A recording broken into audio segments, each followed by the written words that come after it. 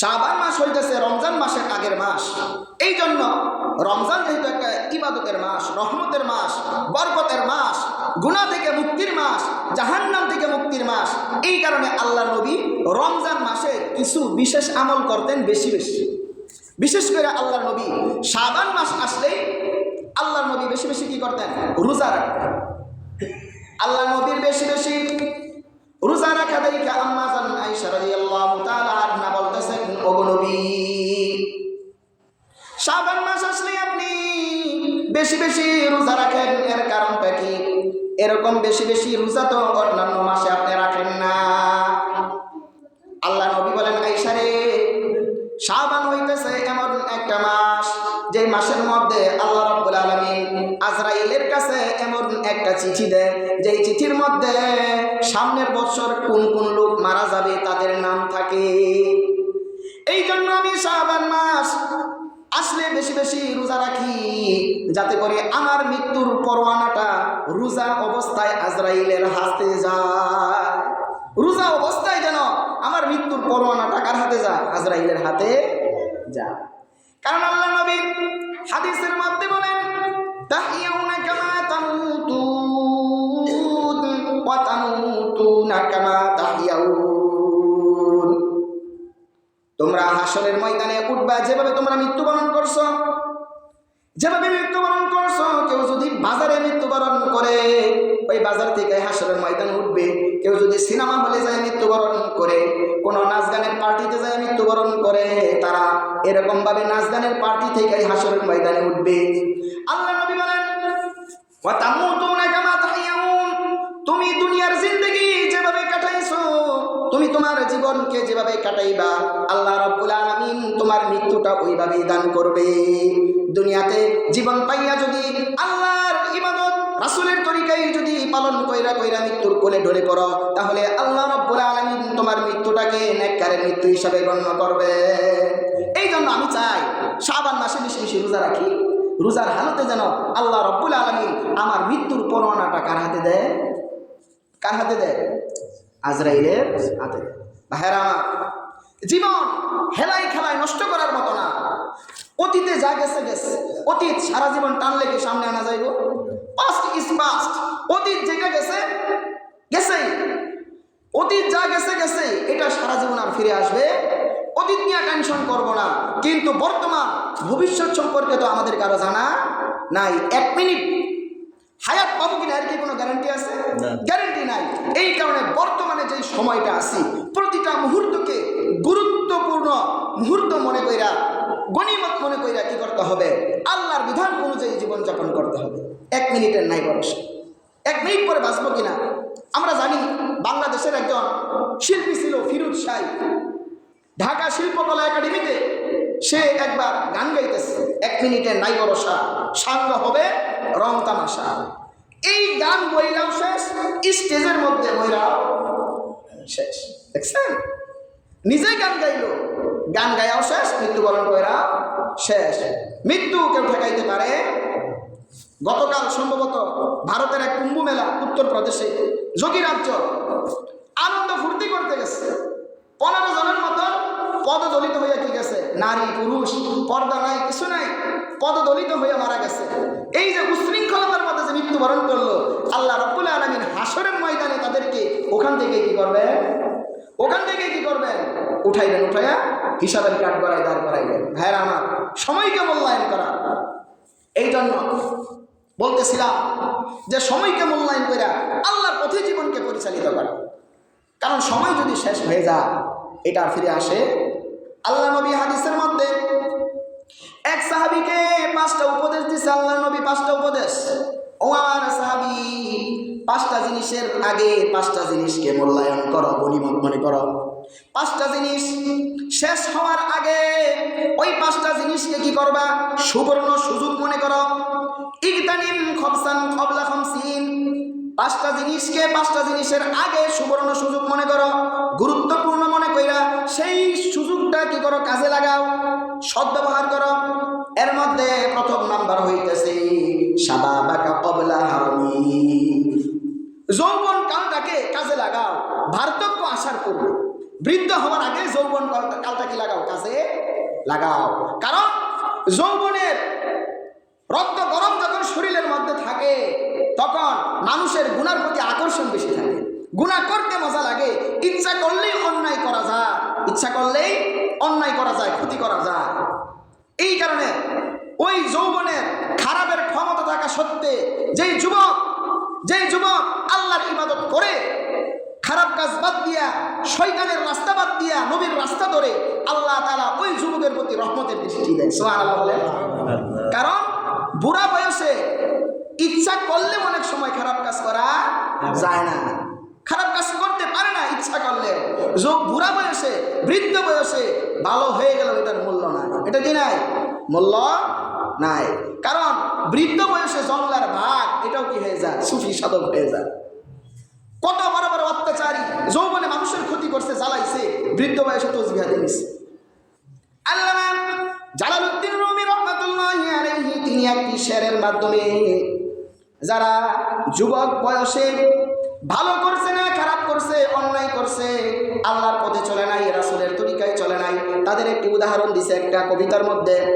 ওয়াক্তে পীরে দিলকে জালেম মি শাওয়াদ পরহেজগারি দর জওয়ানে তওবা করদন মি শাওয়াদ পয়গম্বরি দর জওয়ানে তওবা করদন মি শাওয়াদ পয়গম্বরি। এর অর্থ হইল যে বুড়া বয়সে অত্যাচারী লোক কি হয়ে যা, বুজুর্গ হয়ে যা। আর যুবক বয়সে ইবাদত বন্দেগী করা এটা নবী রাসূলদের কি স্বভাব, নবী রাসূলদের। আর আল্লাহর কাছে এটাই দামি যে যুবকরা যখন ইবাদত করে আল্লাহ খুব খুশি হয়। কারণ শরীরের সামর্থ্য আছে, ইচ্ছা করলে কি করতে পারে, গুনাহ করতে পারে, অপরাধ করতে পারে, কিন্তু জাহান্নামের ভয়ে, আমি আল্লাহর ভয়ে সে কি করতেছে, আমার পথে চলতেছে, আল্লাহ খুশি হয়, আল্লাহ খুশি হয়। দুই নাম্বার নসিহত আল্লাহ নবী করেছেন,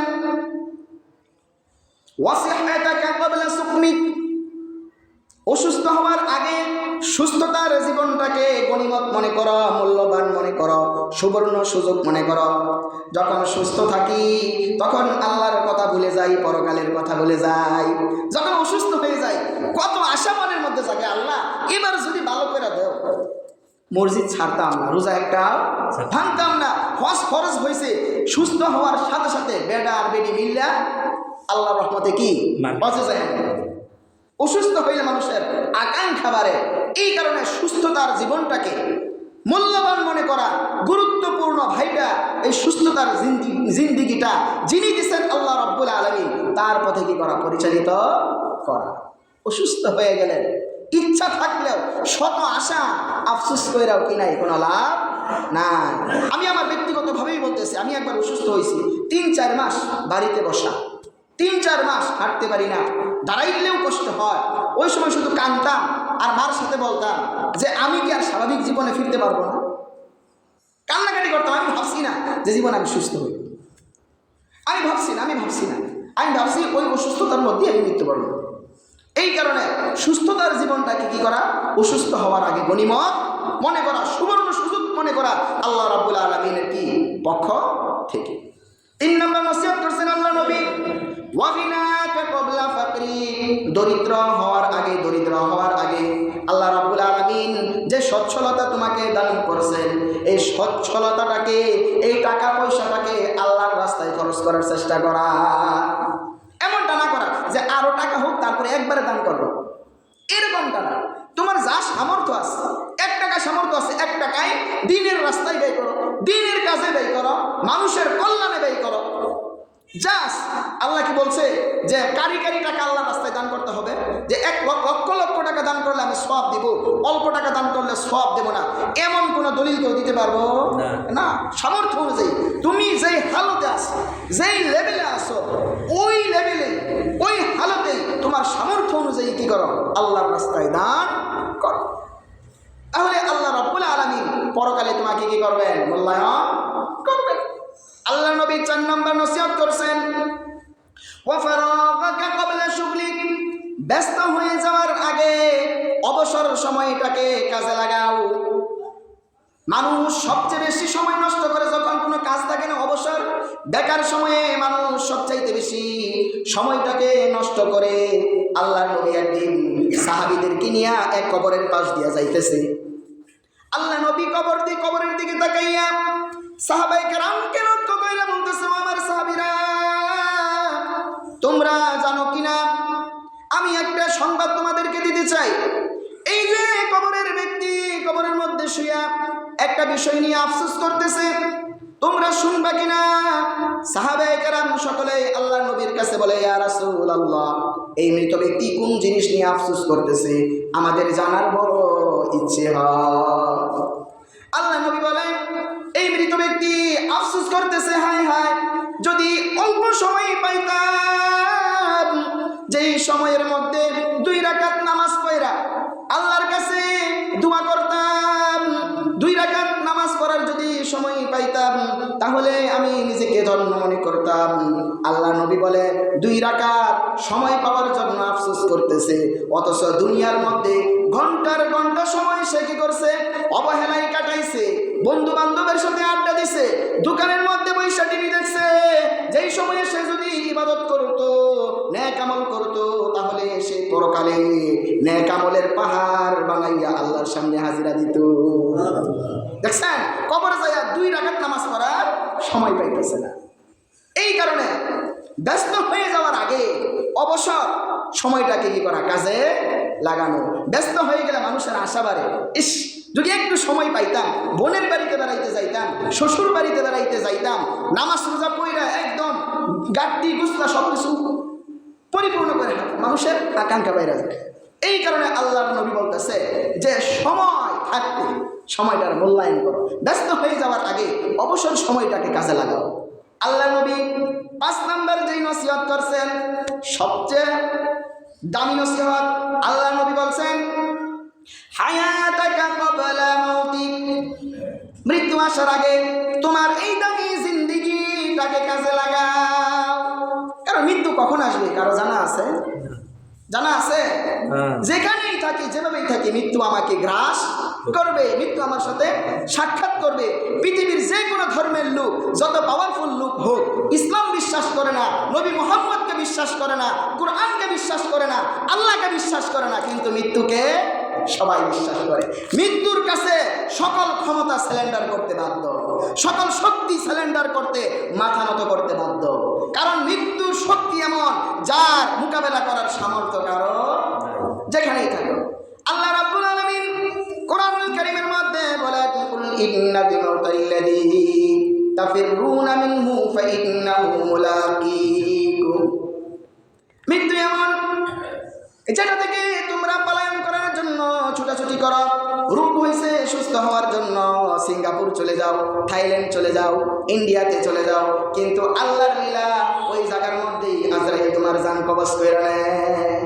মৃত্যু থেকে বাঁচার জন্যই তো থাইল্যান্ড যায় না চিকিৎসার জন্য, সিঙ্গাপুর যায় না, ইন্ডিয়া যায় না। বাংলাদেশ আওয়ামী লীগের সাবেক সাধারণ সম্পাদক মারা গেছে কোথায়? কোথায় মারা গেছিল? থাইল্যান্ডে। সাবেক রাষ্ট্রপতি সিঙ্গাপুরে মারা গেছে।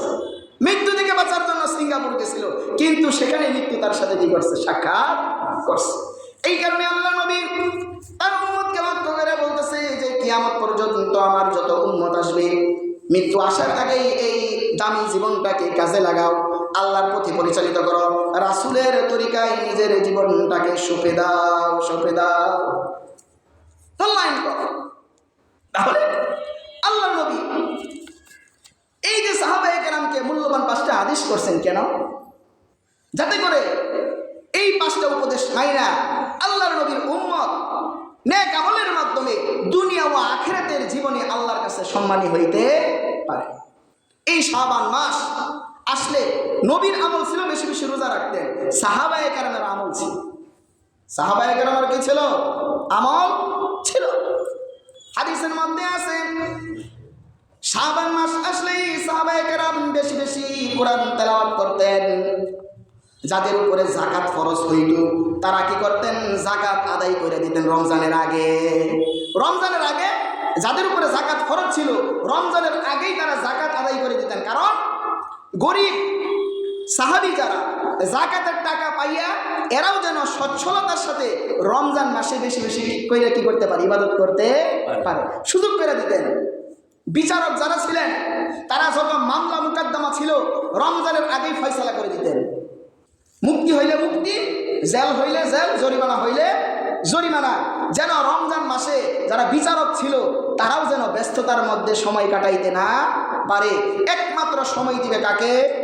আল্লাহর জন্য। এই জন্য শাবান মাসের মধ্যে যারা বিচারক ছিল আল্লাহ নবীর জামানা, এরা কি করত? রমজানের আগেই বিচার কাজ সমাধা করে দিত। সাহাবায়ে কেরাম যাদের গোলাম ছিল গোলাম মুক্তি দিয়ে দিত যে রমজান ইবাদত করো, আমার খেদমতের প্রয়োজন নাই। যাদের যাকাত ফরজ ছিল তারা যাকাত আদায় করে দিত। গরিব সাহাবায়ে কেরাম এরা সামান্য অর্থ পাইয়া এরাও যেন রমজানে স্বাচ্ছন্দ্যে আল্লাহর ইবাদত করতে পারে, রোজা রাখতে পারে, এটাই ছিল তাদের মাকসাদ। তাহলে আপনাদের কাছে আমার আবদার, রমজানের আগেই যে শাবান মাস, আজকে প্রথম জুমা, এটা হচ্ছে রমজানের প্রস্তুতি নেওয়ার সময়।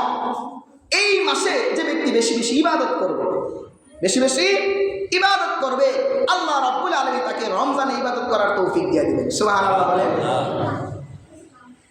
এই জন্য এখন সুস্থ আছে, হায়াত আছে, এটা আল্লাহ তাআলার নিয়ামত। হাদিসের মধ্যে আছে, আবু দাউদ শরীফের বর্ণনা, যে ব্যক্তি সুস্থ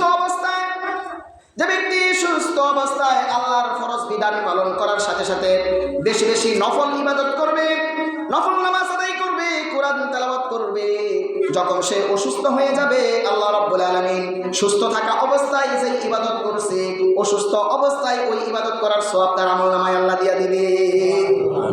আল্লাহ পাক আমাদের সকলকে আমল করার বুঝার তৌফিক দান করুন। ওদের সুন্নত বাকি আছে, সুন্নত করে নিন। আসসালামু আলাইকুম ওয়া রাহমাতুল্লাহ।